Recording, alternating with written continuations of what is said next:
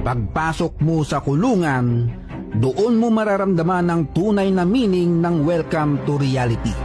Yung dating siga sa barangay, dating may motor na maingay, dating laging nakasando na Robin Padilla kung maglakad, pagdating sa loob, biglang nagiging basang sisiw.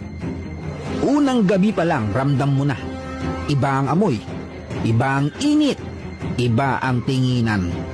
May umuubo, may humihilik, may nagdadasal, may umiiyak ng patago, may nagkwekwento na parang normal na lang lahat, at may isang bagong pasok na nakatitig sa kisame.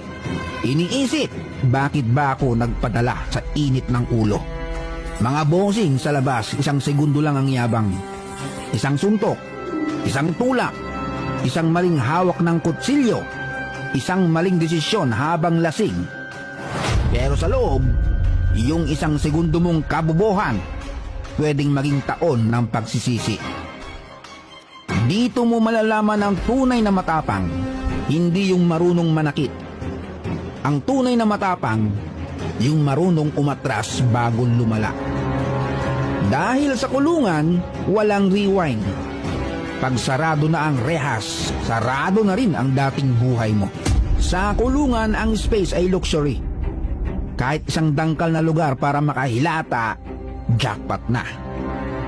May nakaupo habang natutulog, may nakapagkit na sa pader, may nakatiklop, may nakasabit ang pa sa kung saan saan, at dahil siksikan, lahat nararamdaman mo.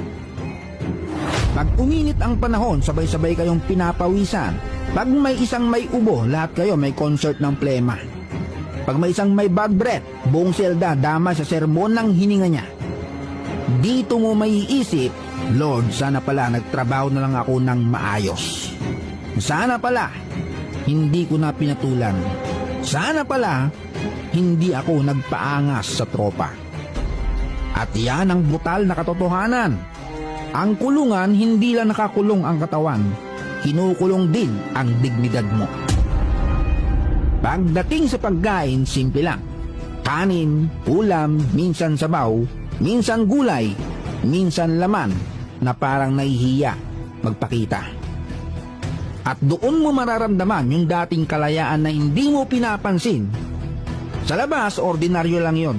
Sa loob, kayamanan na. Dahil sa kulungan, hindi lang pagkain ang kulang, kulang din ang yakap, kulang ang tawanan ng pamilya, kulang ang normal na buhay. At doon pumapasok yung kirot. Kasi minsan ang pinakamabigat sa kulungan, hindi yung rehas, kundi yung alaala ng mga taong nasaktan mo at mga taong naghihintay sa'yo kahit hindi ka na sigurado kung kailan ka makakalaya. Maraming pumapasok sa kulungan, nadala pa rin ang dating yabang. Yung akala nila, dahil kinakatakutan sila sa barangay, automatic, boss na sila sa loob. Mali. Sa loob may sariling sistema. May rules na hindi nakasulat sa pader, pero ramdam mo agad. May respeto na kailangan mong matutunan bago ka pa matulog ng matiwasay.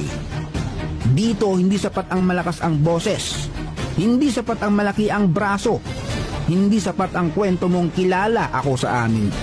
Kasi sa loob may kwento, lahat may pinanggalingan, lahat may pinagdadaanan. At minsan yung pinakatahimik pa ang pinakadelikado. Yung hindi nagsasalita, hindi ibig sabihin mahina. Baka pagod na lang siyang patunayan na matigas siya. Kaya ang pinakaunang lesson sa kulungan, matutong tumahimik. Sa labas, ang daming nasisira dahil sa bibig. Sa loob, mas lalo.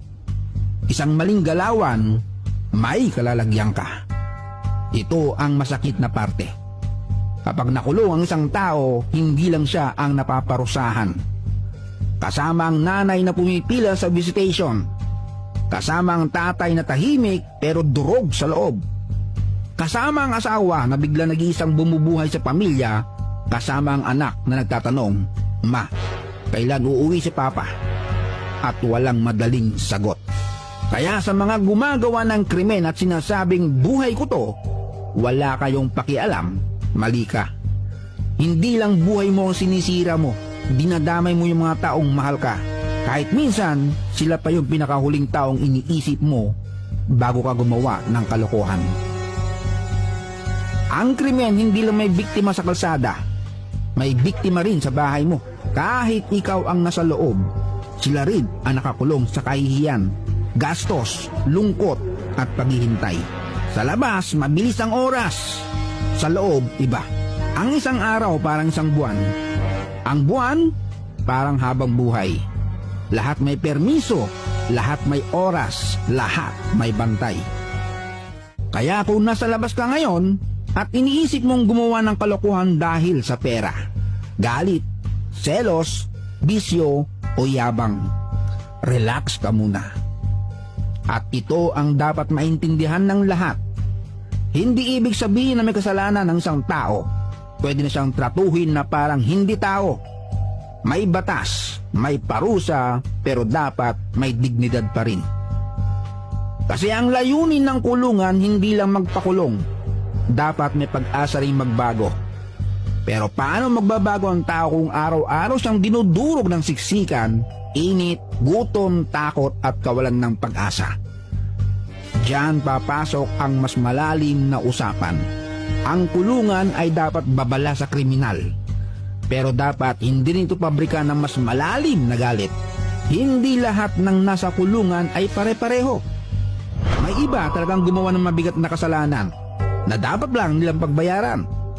May iba na damay. May iba naghihintay pa ng hatol. May iba biktima rin ng kahirapan, bisyo, maling barkada at maling desisyon. Pero sa loob, may mga taong sumusubok magbago. At doon mo nakikita na kahit sa pinakamadilim na lugar, may mga taong naghahanap pa rin ng liwanag. Ngayon, para sa mga nasa labas na feeling immortal, yung akala nila laging makakalusot. Yung akala nila may tropang sasalo. Yung akala nila kayang takbuhan lahat. Makinig ka. Hindi lahat ng maling gawain nahuhuli agad. Pero lahat ng maling gawain may resibo. Minsan korte ang sisingil, minsan konsensya, minsan pamilya mo, minsan anak mo, minsan kinabukasan mo. At kapag dumating na ang bayaran, hindi pwedeng pakansel po. Hindi pwedeng boss, first time lang. Hindi pwedeng nadala lang ng barkada. Kaya bago ka gumawa ng krimen, isipin mo muna, kaya mo bang matulog sa sahig na siksikan? Kaya mo bang kumain ng malayo sa pamilya? Kaya mo bang marinig ang anak mong nagtatanong kung bakit hindi ka makauwi? Kung hindi, ayusin mo buhay mo ngayon pa lang.